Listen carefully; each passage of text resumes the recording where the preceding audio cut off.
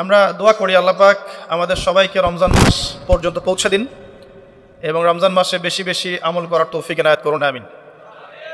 রমজান সম্পর্কে এই জন্য কথা বললাম যে রাসূল সাল্লাল্লাহু আলাইহি ওয়াসাল্লাম একটা হাদিসের মধ্যে বলেছেন যে তিন শ্রেণীর ব্যক্তির জন্য ধ্বংস, লাআনত বা অভিশাপ। এক শ্রেণী হচ্ছে যারা নিজের বৃদ্ধ পিতামাতাকে পেয়েছে কিন্তু পিতামাতার খেদমত করে জান্নাত লাভ করতে পারে নাই, তাদের জন্য ধ্বংস। আর এদের সংখ্যা দিন দিন বাড়ছে, এই জেনারেশনের সংখ্যা দিন দিন বাড়ছে যারা পিতামাতার খেদমত করতে চায় না। দ্বিতীয়ত হচ্ছে সেই শ্রেণীর মানুষ যারা রমজান মাসকে পেয়েছে, রমজান মাসকে পেয়েও তারা নিজেদের গুনাহ মাফ করাতে পারলো না, তাদের জন্য ধ্বংস। তৃতীয় শ্রেণী হচ্ছে তারা যাদের সামনে রাসূলুল্লাহ সাল্লাল্লাহু আলাইহি ওয়াসাল্লামের নাম উচ্চারিত হয়েছে কিন্তু রাসূলের নাম শুনে তারা দরুদ পাঠ করেন নাই। এই তিন শ্রেণীর ব্যক্তির জন্য রাসূলুল্লাহ সাল্লাল্লাহু আলাইহি ওয়াসাল্লাম ধ্বংসের দোয়া করেছেন। আমরা আল্লাহর কাছে দোয়া করি আল্লাহ পাক আমাদেরকে এই তিন শ্রেণীর অন্তর্ভুক্ত না করুন, আমিন। এবং আসন্ন রমজানে আমরা যেন রমজানকে কাজে লাগিয়ে আমাদের গুনাহগুলোকে মাফ করাতে পারি, আল্লাহ পাক সেই তৌফিক এনায়েত করুন, আমিন।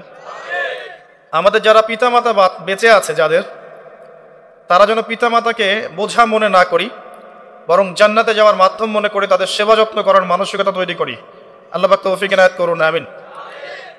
এবং রাসূলুল্লাহ সাল্লাল্লাহু আলাইহি ওয়াসাল্লামের নাম শুনলেই কমপক্ষে সাল্লাল্লাহু আলাইহি ওয়াসাল্লাম এই কথাটা বলার অভ্যাস গড়ে তুলি, আল্লাহ কবুল করুন, আমিন।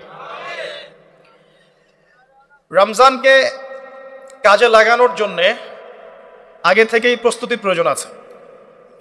যে ব্যক্তি নামাজ পড়ে না 5 ওয়াক্ত, রমজানের প্রথম দিনেই সে 5 ওয়াক্ত নামাজি হয়ে যাবে, এটা কিন্তু ডিফিকাল্ট। এই জন্য এখন থেকেই নামাজের চর্চা করতে হবে।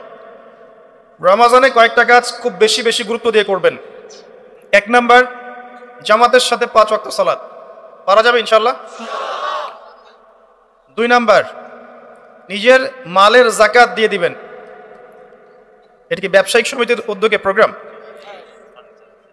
নিজেদের মালের যাকাত হিসাব করে মুফতি সাহেবদের কাছে যাবেন, কওমি উলামায়ে কেরামের কাছে যেতে পারেন, গিয়ে যাকাতের আপনার নিসাব হিসাব করে নেবেন যে আপনার কতটুকু যাকাত এসেছে। এবং এটা দেওয়ার সবচেয়ে উত্তম সময় হচ্ছে রমাদান মাস। যাকাতগুলো দিয়ে দিবেন, আল্লাহ পাক তৌফিক দান করুন। সাদাকাতুল ফিতর দিবেন রমজান মাসে। তারাবির সালাত অবশ্যই অ্যাটেন্ড করবেন, তারাবির সালাত মিস করবেন না। পরিবারের ব্যক্তিদেরকে একসাথে নিয়ে ইফতার করবেন, আলাদা আলাদা করে করবেন না। বেশি থেকে বেশি মানুষকে ইফতার করাবেন, সামাজিকভাবে, রাষ্ট্রীয়ভাবে, সংগঠনের উদ্যোগে বা ব্যক্তিগত পর্যায়ে বেশি থেকে বেশি মানুষকে ইফতার করাবেন। এবং কোরআনুল কারীমকে বেশি সময় দিবেন। প্রতিদিন অন্তত পক্ষে 1 পারা করে তেলাওয়াত করবেন। যারা হাফেজ কোরআন তারা পুরো কোরআন হিফজ আবার চর্চা করবেন। যারা আরও বড় লেভেলে আছেন কোরআন গবেষণা করবেন। 5 ওয়াক্ত নামাজের পরে একটা করে হাদিস পড়ার চেষ্টা করবেন মসজিদের মধ্যে। আসর থেকে মাগরিব এই সময়টুকুর মধ্যে, আসরের নামাজের পরে মসজিদ ভিত্তিকভাবে দার্সের ব্যবস্থা করবেন, তালিমের ব্যবস্থা করবেন। 30 দিন 30টা আলাদা আলাদা টপিকে কথা হবে, জনগণ জানতে পারবে। পারা যাবে? ব্যবসায় এই মাসে খুব বেশি লাভের চেষ্টা করবেন না, পরকালীন লাভের চেষ্টা করবেন। সিন্ডিকেট করে দ্রব্যমূল্যের দাম বাড়িয়ে দিবেন না, চেষ্টা করবেন মানুষকে আরও সহজ করে দেওয়ার জন্য। যারা খাবারের ব্যবসা করেন রমজান মাসে বেশি বেশি মানুষকে খাবার খাওয়াবেন, আল্লাহ বরকত দিবে ইনশাআল্লাহ।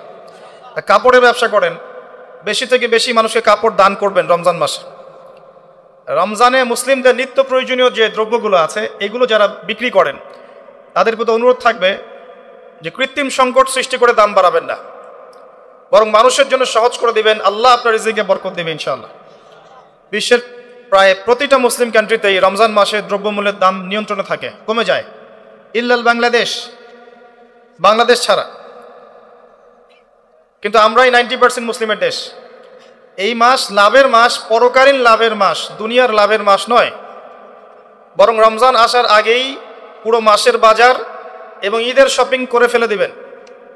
রমজান মাসে বেশি বেশি মার্কেটে যাবেন না এবং স্ত্রী সন্তানদেরকেও বেশি বেশি মার্কেটে যেতে দিবেন না, বরং এই মাসে পর্দা আরও বজায় রাখার চেষ্টা করবেন। রাস্তার মোড়ে মোড়ে যে হোটেলগুলো থাকে, ঘোমটা হোটেল, এই হোটেলের মালিকদের প্রতি নসিহত থাকবে যে আল্লাহকে ভয় করেন, হোটেলের বাইরে লিখে দিবেন মুসলিমদের জন্য খাওয়া আমার হোটেলে জায়েজ নাই। এটা করবেন, কমটা না দিয়ে ওখানে লিখে দিবেন যে আপনি মুসলিম হয়ে থাকলে আল্লাহকে ভয় করুন, আমার হোটেলে মুসলমানদের জন্য আলাদা করে খাওয়ার কোনো জায়গা নাই রোজা রাখা অবস্থায়। সেলুনে আছেন যারা, সেলুনে লিখে দিবেন রমজান মাসে আমি দাড়ি কাটি না, কমপক্ষে লিখে দিবেন যে আমার দোকানে দাড়ি শেভ করা হয় না। রমজান মাসে আল্লাহওয়ালা হয়ে যান, লাআল্লাকুম তাত্তাকুন, তাকওয়া অবলম্বন করতে হবে। কিছু টিপস বলে দিলাম। সবচেয়ে বড় কথা হচ্ছে মানসিক প্রস্তুতি। রমজান আসতে যাচ্ছে, একটা মানসিক প্রিপারেশন। এই রমজানের 30টা দিন আমি প্রত্যেকটা দিনকে কাজে লাগাবো।